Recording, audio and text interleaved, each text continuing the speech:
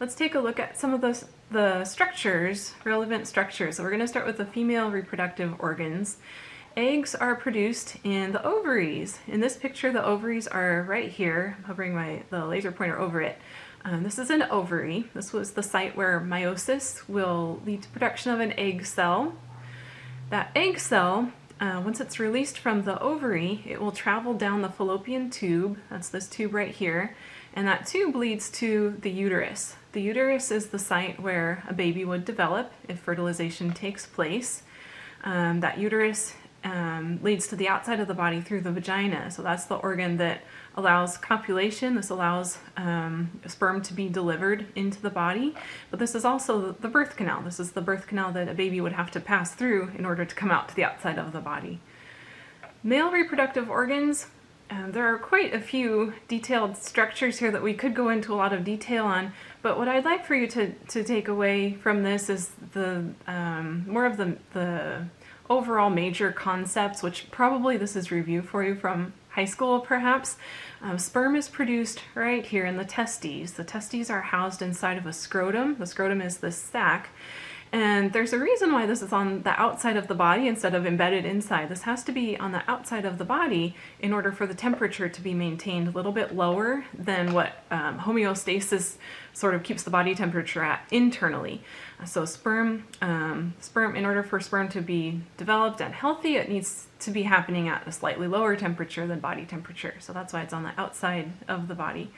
Once the sperm is produced, it makes its way into the epididymis, which is this right here. The epididymis is the site where sperm sort of finish maturing. They're not active yet. They're not in an active form. The epididymis just kind of houses them until they're needed, until ejaculation is going to take place. So from there, the sperm would travel up the vas deferens. That's this tube. This is the tube that is cut if a person has a vasectomy. That means that this tube gets snipped, and then that way there's no way for the sperm to make it out of the body in most cases. So that's the vas deferens. That leads to, if we follow the pathway, up in this area there are a few key glands. Right here, this is a seminal vesicle. Right here is the prostate gland, and right here is the bulbourethral gland. Those three glands work together in order to make the sort of the fluid that accompanies the sperm. All put together, that's called semen. So those glands secrete their fluids. The seminal vesicles, they're producing a fluid that's high in energy. This provides some sugar energy for the sperm. The prostate gland, this produces some things that, again, it contributes to semen, the fluid that the sperm travels in. It has a number of functions. We're not going to go into that much detail. Anyway, once the semen is produced, it leaves the body through the urethra, through the penis.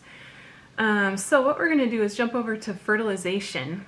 If fertilization is going to take place, it starts with well, ejaculation has to happen first, so the sperm get released into the female body, into the vagina.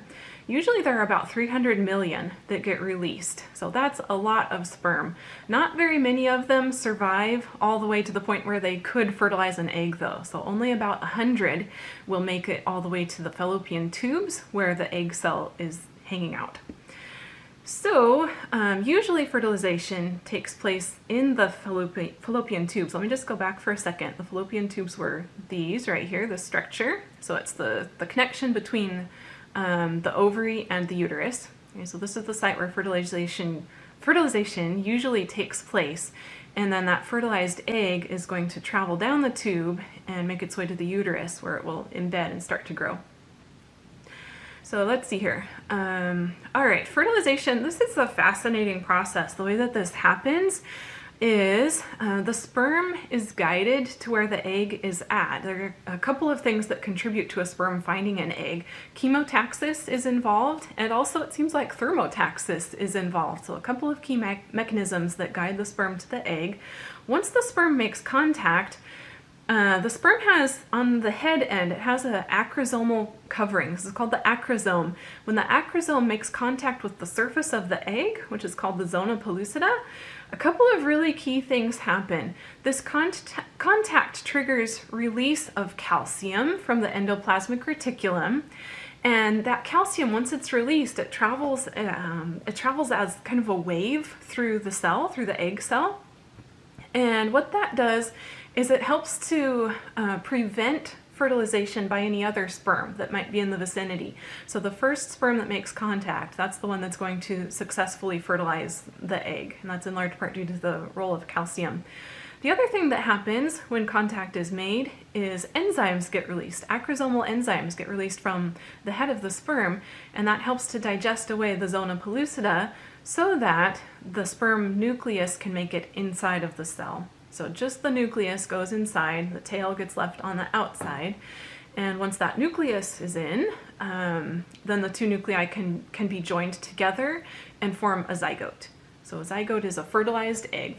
The sperm nucleus has made it into the cell, and now division is set to happen. So division happens very quickly early on, very rapid mitosis, and this leads to the production of a hollow ball of cells. This is called a blastocyst, and that blastocyst has a couple of key layers. The inner mass inside of the blastocyst, that will develop into the fetus. That's going to be the baby.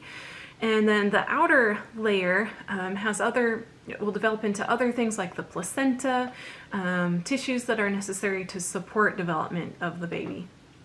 So again, once fertilization happens, this usually takes place in the fallopian tubes, and then that fertilized egg will travel down. This might take a day in order for it to travel down to the uterus, and then it will embed in the wall of the uterus, and that's where it's going to stay put. That's where the baby will develop.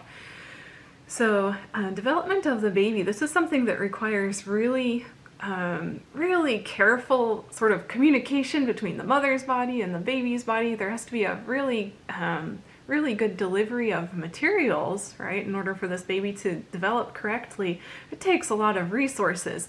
So there's a very close connection between the circulatory system of the mother and the circulatory system of the developing baby. The placenta is the site where this exchange of materials happens. The placenta is really key for the baby being able to grow. The placenta also has a very important job in breaking down molecules that might harm the baby. So things that maybe are present in the mother's body, but the fetal body maybe isn't ready to handle. The placenta does a good job of preventing transmission of those substances. So just looking at this picture here, we've got blood supply from the mother. These are the mother's arteries that lead into the placenta. And then we also have, see how the mother's blood just kind of goes and bathes this fluid. We also have, coming from the baby's side, we have blood vessels. You can see arteries and veins here. And the two cell types, the mother cells and the baby cells, really they're only separated by maybe 1 to 2 cell layers. It's a very close connection, but that separation does prevent mixing of the blood of the baby and blood of the mom. So that's really important, especially if the baby has a different blood type. Right? We considered this earlier on in the semester when we were thinking about blood types. We don't want to have an immune reaction. We don't want the mother's body to be attacking the baby. And the fact that the blood is kept separate helps to prevent that. At childbirth, sometimes the blood can mix, right? There's a lot of separation and tearing that has to go on to some extent in order for the baby to leave the body. So it's possible for mixing to happen then. And that's why some mothers need the ROGAM treatment very soon after birth. It has to be within 72 hours to prevent the development of antibodies in the mom. And that's only an issue if the mom has a negative blood type and the dad perhaps had a positive blood type. In that case, there's a risk of developing antibodies. With that, that's where we're going to end this chapter. There are certainly a lot of things that we did not cover together in this chapter, but what I'd like to just sort of leave you with the thought of is that within this baby has all of those same organ systems that we've just spent the whole semester learning about and going through. So the complexity and the intricacy, it's really just amazing. I think babies are fantastic, if you couldn't tell. And with that, I've got to go take care of mine. So I'll see you guys another time.